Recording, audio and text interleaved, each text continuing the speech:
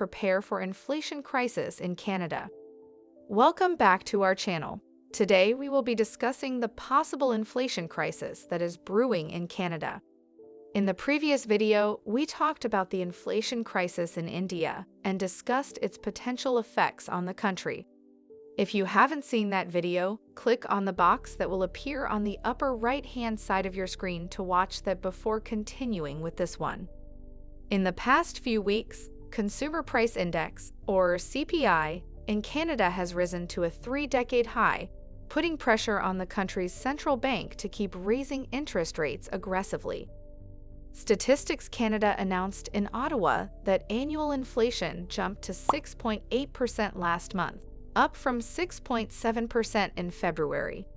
This is the highest level since January 1991 and outperforms the median analyst projection of 6.7% in a Bloomberg poll. The Bank of Canada has recently raised its policy rate again by 50 basis points as a measure to keep its economy in a neutral range due to the high inflation the country is facing. So, what factors are causing the high rate of inflation in Canada? Factors causing the rise of inflation in Canada. First and foremost, supply chain disruption refers to the interruption of production and delivery to customers. Flexport, a U.S. logistics business that releases the Ocean Timeliness Indicator regularly, reports on typical shipment delays from the supplier's warehouse to the target port. It was discovered that cargo traveling from China to Europe or China to the United States took fewer than 60 days in 2019. These timeframes had grown to roughly 110 days by the end of 2021. In terms of production disruption, China's zero-tolerance policy frequently results in lockdowns and mandatory testing, which restrict people's movement and, as a result, disrupt businesses in certain areas. Aside from China, the ports in Los Angeles, the Suez Canal, and British Columbia have been severely disrupted.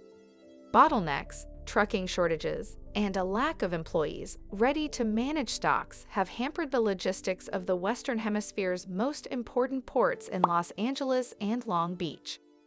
In March 2021, Egypt's Suez Canal was closed for 6 days after a container ship became trapped, preventing commerce from getting through.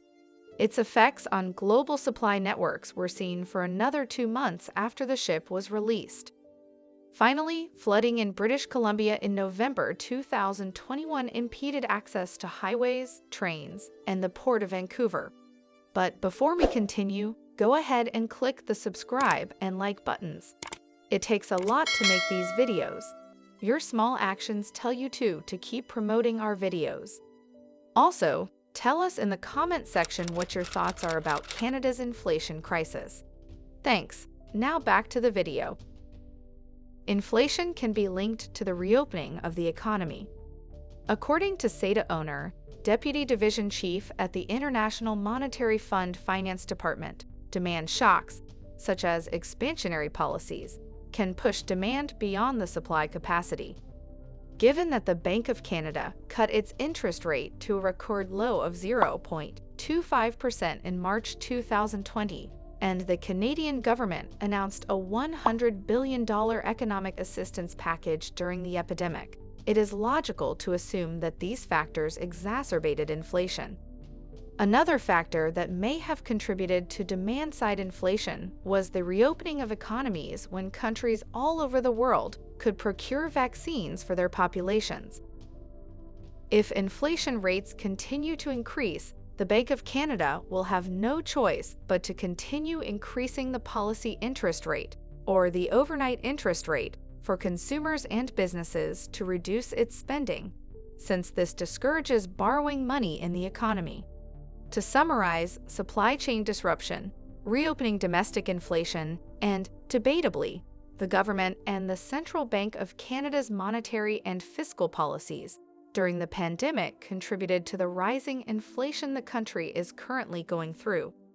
The Bank of Canada might use a contractionary monetary policy to solve the problem. However, given that supply chain disruption is a worldwide phenomenon and a rise in the interest rate will not have an immediate effect, it is uncertain if it will have the desired effect.